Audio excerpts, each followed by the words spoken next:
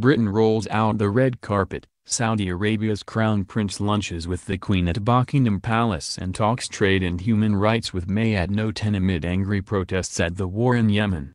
Saudi Arabia's Crown Prince Mohammed bin Salman sat down face-to-face for talks with Theresa May today as Britain rolled out the red carpet for his visit.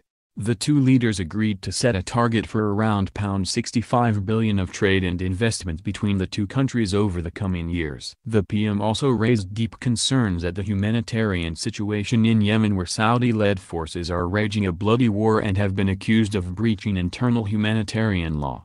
They met for talks together with senior officials on both sides at the first-ever UK-Saudi Arabia Strategic Partnership Council. A high-powered meeting will be repeated annually to build ties. Earlier, the Saudi ruler lunched with the Queen and Duke of York at Buckingham Palace as Britain treats the Crown Prince to pomp and ceremony during his three-day visit to Britain.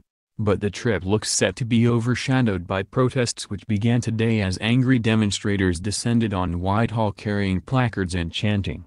Among the crowd which gathered outside the gates of Downing Street, Labour's Shadow Justice Secretary Richard Burgon and Labour's Shadow Business Minister Laura Pidcock joined the protest. Mr. Burgon posted a picture of the pair at a demonstration opposite Downing Street with the message, "This evening myself." Laura Pidcock and other Labour MPs joined the demonstration outside 10 Downing Street protesting against the government's red carpet for Saudi Arabia's ruler and bomb buyer-in-chief. Critics have slammed the government for inviting the royal while his kingdom is accused of war crimes and millions of Yemenis are at risk of famine.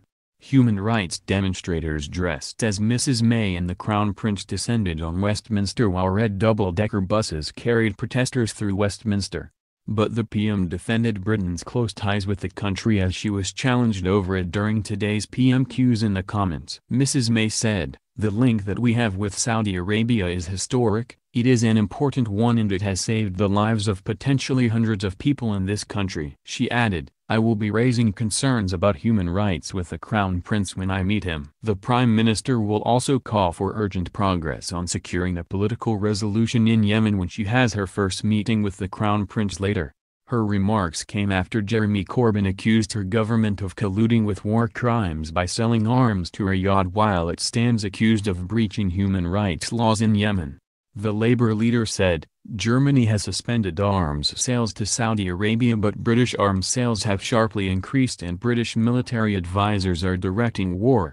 It cannot be right that her government is colluding in what the United Nations says is evidence of war crimes." Will the Prime Minister use her meeting today with the Crown Prince to halt the arms supplies and demand an immediate ceasefire in Yemen? Mr. Corbyn's spokesman then told reporters, "British military personnel are in the operations room where these bombing campaigns are being conducted. They are advising directly on the targeting of infrastructure and operations in Yemen. If they are trying to avoid civilian casualties, it has been a disastrous failure since the civilian casualties have been extremely high and the targeting of schools and hospitals in Yemen by the Saudi Air Force is on a very large scale.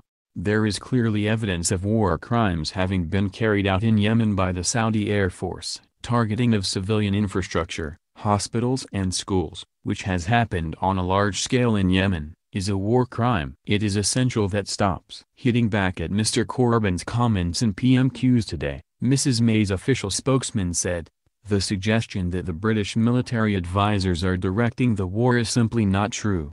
The United Kingdom is not a member of the Saudi-led coalition operating in Yemen. British personnel are not involved in carrying out strikes, directing or conducting operations in Yemen, and are not involved in the Saudi targeting decision-making process." In a readout of the meeting between the two leaders today, the PM's spokesman said the pair had talked about investment, pushing women's rights in Saudi Arabia and the war in Yemen.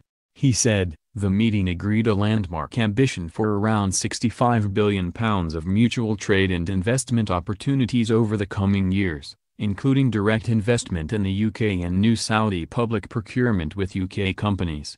This is a significant boost for UK prosperity and a clear demonstration of the strong international confidence in our economy as we prepare to leave the European Union." He added, The Prime Minister raised our deep concerns at the humanitarian situation in Yemen. The Prime Minister and Crown Prince agreed on the importance of full and unfettered humanitarian and commercial access, including through the ports, and that a political solution was ultimately the only way to end the conflict and humanitarian suffering in Yemen. The Crown Prince's trip also included a dinner with the Prince of Wales and Duke of Cambridge tonight. He will also see Mrs. May again at her country retreat of Chequers tomorrow, and hold talks with Defence Secretary Gavin Williamson on Friday. Part of the visit will be the first annual Strategic Partnership Council between Britain and Saudi Arabia in Downing Street today. Ahead of the trip, Mrs. May's official spokesman said, "You can expect them to discuss Yemen and the Prime Minister to raise deep concerns at the humanitarian situation." In her meeting today, the PM will acknowledge the steps taken recently by Saudi Arabia to address the crisis. But in the talks she will also stress the importance of full and unfettered humanitarian and commercial access through the ports of Hodeidah and Salif, which have previously been hit by coalition blockades. She will also reiterate how seriously we take allegations of violations against international humanitarian law and emphasize the need to ensure that these are investigated swiftly and thoroughly, the spokesman added. She will make clear that we urgently need to see progress on the political track, which is ultimately the only way to end the conflict and humanitarian suffering in Yemen. Yemen has been embroiled in a bloody civil war since 2014 when rebels took over the capital city of Sana'a. Saudi Arabia is the main player in a coalition supporting the Yemeni government against the Houthis in a war which has caused a humanitarian catastrophe.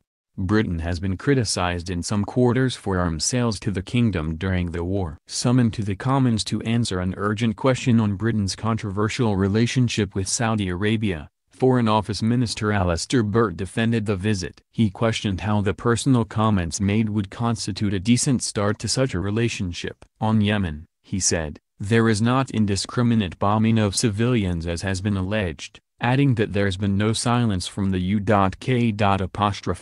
On humanitarian issues, he said there was not a blockade or restriction of goods coming in. The UK, he added, had been working hard for a diplomatic solution. He said, calling for a ceasefire is not the same as having one. Nor is she giving full credit to the efforts that are being made to try and bring this matter to an end. She is not the sole holder of conscience in this place as we deal with the difficulties of trying to deal with the humanitarian crisis in Yemen. That is what we are seeking to do, and we will bend all our efforts to that, and we will continue to do so with or without her support. The Crown Prince has been the driving force behind a modernization program, Vision 2030, in Saudi Arabia, but the reforms have been dismissed as a mirage by campaigners.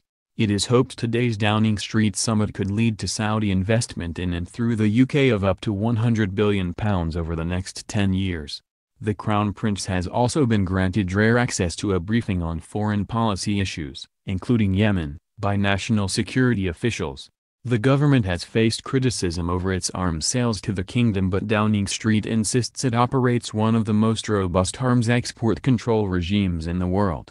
Human rights campaigners are planning to stage a protest outside Downing Street at 5 p.m. on Wednesday, according to analysis by human rights charity Reprieve. Executions have doubled under the Crown Prince. The organization said since his appointment in July 2017, 133 people had been executed compared with 67 in the previous 8 months. Amnesty International said reforms in Saudi Arabia were largely a mirage, with peaceful critics of the government thrown in jail and women reliant on permission from men if they want to travel, be educated or get a job. UK Director Kate Allen said, "We'd like to see Theresa May finally showing some backbone in the UK's relationship with Saudi Arabia. Mrs. May and her minister should challenge the Saudi authorities over their atrocious human rights record, not swallow the unconvincing spin from Riyadh." Rob Williams, chief executive at War Child UK, a charity for children affected by conflict, said, "Britain is complicit in the humanitarian crisis in Yemen through providing diplomatic support to Saudi Arabia, as well as selling our most high-tech and deadly weapons to a coalition that the United Nations has verified as committing grave violations against children.